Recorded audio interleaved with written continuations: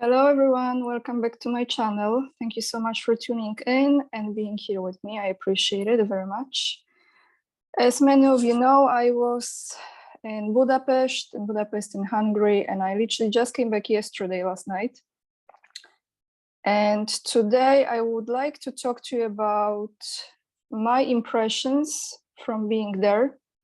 Also, having some opinions from Hungarian citizens that I was able to talk to and ask them some questions. Few people I was able to have conversations with. And of course, when I came back, there has been a lot going on as far Poland and Ukraine. And I would like to talk about this as well. I was trying to have a little break from the politics, but you can't avoid it, this way or the other, you always come across those information. So before I start, I would like to tell you that there is a special video with Ashala on my Patreon that we actually have recorded while I was in Budapest. The link is down below the video and in the pinned comment section. So you can click on it, and if you want to join me on Patreon and support me there and watch that video, I would appreciate this very much. Let's jump into first what is my impression from the trip, and also the pictures and the short videos from my travel. You can find all on my Instagram. Also, the link is down below. Okay, so I've never been to Hungary before. And I did some research before I went there. You know, what is really important in me saying this is that there is a very strong bond between Polish and Hungarians. And we even have this saying in Polish, Polak, Węgier, dwa bratanki, I do szabli, I do szklanki. So in a free translation, I can say it's Poles and Hungarians are like brothers. We can fight together in a way, side by side, and we can drink together side by side. So I've seen a lot of similarities in mentality and energy. Not, of course, 100% the same as Polish are, but there is a lot of common ground there. Incredible architecture, very Tartarian, very high frequency energy, buildings, beautiful, stunning city. Interesting because there is a part that is Buda and part that is Pest, completely different vibe, both of them. But going straight to the conversations with people, that's also just on that note, it was a very busy time, a lot of tourists from all around the world, which was great to see. Very few people wearing masks. You can still see them, but very few. By the way, for the first time and the longest time, I was able to travel on the plane with Polish Airlines, by the way, without wearing the mask. It was, I mean, how refreshing, finally. So happy, I could not even express that. But talking to the people, I've been asking the questions, how is life in Hungary? Do you like it here? What do you think about European Union? And I got several very different contradicting answers, of course. One person told me, and I will not say who it was or where that person worked, because I don't want to create any trouble, and you never know. I was told that European Union is great, and the problem is with Orbán because he is a dictator and he's not supporting the environment, he's destroying environment, and that person was very, very unhappy with Orbán. So that was the first conversation I actually had. And I was just listening to that. The second person told me, and it was a person who actually went to England to work there. And that person told me that at first, that person believed that European Union is a good idea because that person was idealist. However, It was a woman, okay. And she actually mentioned that at this moment, her opinion has completely changed. And very honest answer to my question was that in Budapest, people have completely different perception of European Union than in the rest of the country. She explained to me that the support for EU in the capital of Hungary is definitely the highest, comparing to other parts of Hungary. That's what she said. And she's not so keen on EU and doesn't have much opinion, too much about Orban, but there was no hatred or, you know, obsession with him in a way like he's their hero, but it was not negative. And another conversation I had, and that will surprise you, I hope you're still watching this. It was when I went to get a coffee and I sit in this lovely cafe, and a person was next to me with a beautiful dog. And I love dogs, so of course I had to say hello to the dog. And we engaged in a conversation, and that lady, she was Russian, born in Russia, raised in Russia, but now living in Germany. So she was on vacation. And what she told me was exactly this. And I didn't comment on any of it. I was just asking the questions. So I asked her, you're in Germany, which part? And she told me which part. It's east part of Germany. And I said, well, so you're heading towards a really challenging times now, and it's going to be very tough for the people. And she said, no, it's just the politics. That's not true. So I was, okay. So then I was listening more. And she said that she left Russia in 2002 when Putin came to power, because in Russia, the situation is absolutely horrific. She was telling me that. And very controlling, and he's 100% dictator, and he's still acting like he's in KGB. That's why she left, and she moved to Germany. So I asked her, has she ever visited Russia since then, to compare how is it there now, or how it's comparing to how it was before? And she said, no, I'm not going back there. It's a lost country, and Germany is not so bad. So that was my conversation. I also had another chat with someone about Euro, who said that actually they would like to have Euro in Hungary. Overall, my sense is this: very kind, polite people, very friendly people, very humble people in Hungary.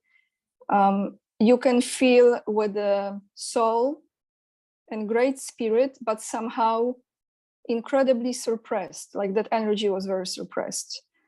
And perhaps if I would go outside of Budapest and was able to talk to farmers or people who live in smaller cities, I will have a different opinions from them. Well, this is my impression, everyone. There is more. We actually talked to, when I talked to Ashala about this, it's on my Patreon. But let's get into the news from Poland.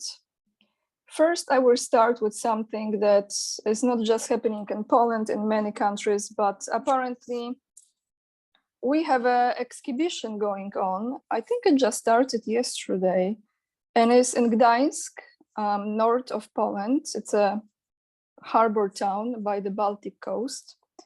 And what this exhibition is showing is the wrecked Russian weaponry that is a hardware destroyed by Ukrainian troops, and this is presented outside. I think it's like a park. Some of this hardware has been brought to Poland as an evidence that the Russian army is not invincible, officials told the reporters. Yes, okay. Now let's get into something much more serious, and that is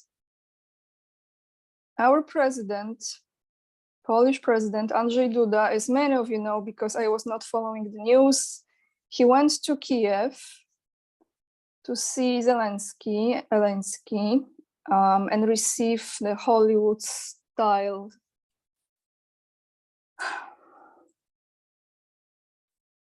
honoring him plate star on the brand new avenue that Zelensky has been creating. I think Boris will be next. I don't know, maybe it's already happening.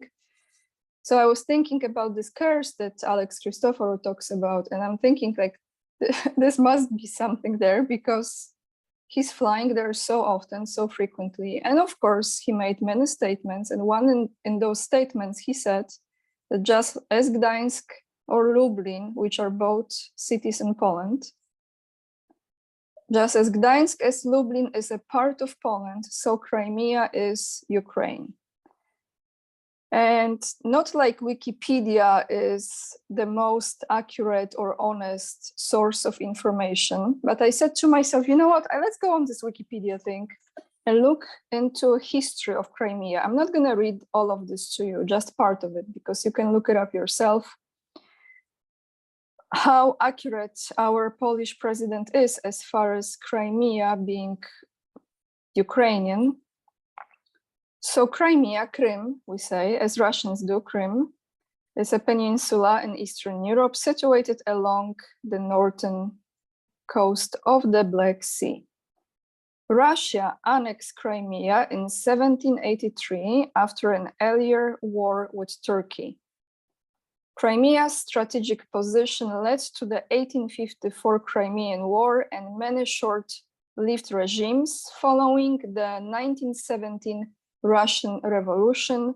When the Bolsheviks secured Crimea, it became an autonomous Soviet republic with Russia. During the World War II, Crimea was downgraded to an oblast and the Crimean Tatars were deported. The USSR transferred Crimea to Ukraine on the 300th anniversary of the Pereyastar, sorry if I mispronounced, treaty in 1954. After Ukrainian independence in 1991, the central government and Crimea clashed, culminating in Ukraine forcibly bringing Crimea under control. The Soviet fleet in Crimea was also in contention, but a 1997 treaty allowed Russia to continue basing its fleet in Sevastopol. In 2014, pro-Russians seized control, organizing a referendum supporting Russian annexation. So it looks to me like throughout most of the history, actually, Crimea was Russian. Yes, Polish president is a very interesting person, isn't he? You listen to his speeches, you listen to him, you watch his moves. And on that note, let's get into the new treaty that I don't have much information about because it's hasn't become official yet. But the statement has been made during the trip in Kiev by the head of the Presidential Bureau of International Policy. The name of the person is Jakub Kumoch. He stated this on Monday in Kiev. A new treaty between Poland and Ukraine. So Poland and Ukraine are working on a new treaty that will further strengthen our mutual relations. But above all, Poland continues to help Ukraine and will continue to do so.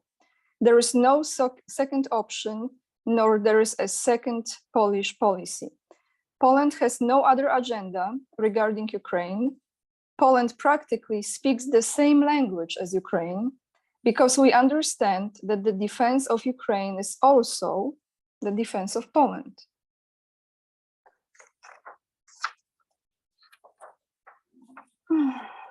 Where is more? Here we go. Therefore, everything that is happening in Poland at the time of the Russian aggression will be continued, and we will continue until the victory. So guys, let's put it this way.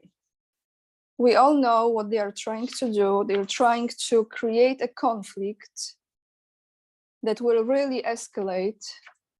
And at this point, looks to me like Poland is #1 supporter of Ukraine. I don't see any other country that is giving that much energy, attention, lip service, media attention. I don't. And I've mentioned this before. I will be moving out of Poland, and I will keep you posted. I will be actually moving to a few different places because I have this vision that I want to travel to two or three different countries. And yes, Russia is on the list too, okay? But that will come in time. They're not gonna stop this. I think this is one of the best business ventures they had in the long time. So they continue, and not good situation with this. Statements like this are absolutely clear. If people don't understand this, I don't know. I would like to end this video here, and I will come back to you soon. We'll be scheduling some conversations with guests as well. Thank you for being here watching. Leave the comments down below, your thoughts on this. If you've been to Hungary, what do you think? And I just want to say before I end this video that I really enjoyed my time there. And also what I really liked, it's interesting how water tasted different and how food tasted different. I know that Hungary is known for the thermal baths, and there is incredible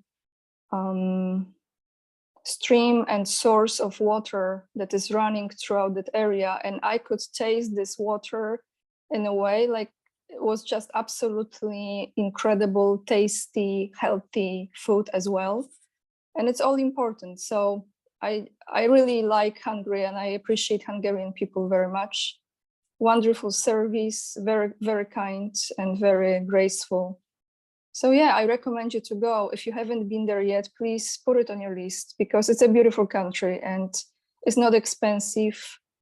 They appreciate everyone who is giving tips and who is their client, their customer. A good country, nice people. Thank you everyone for watching. Lots of love from me, and until next time.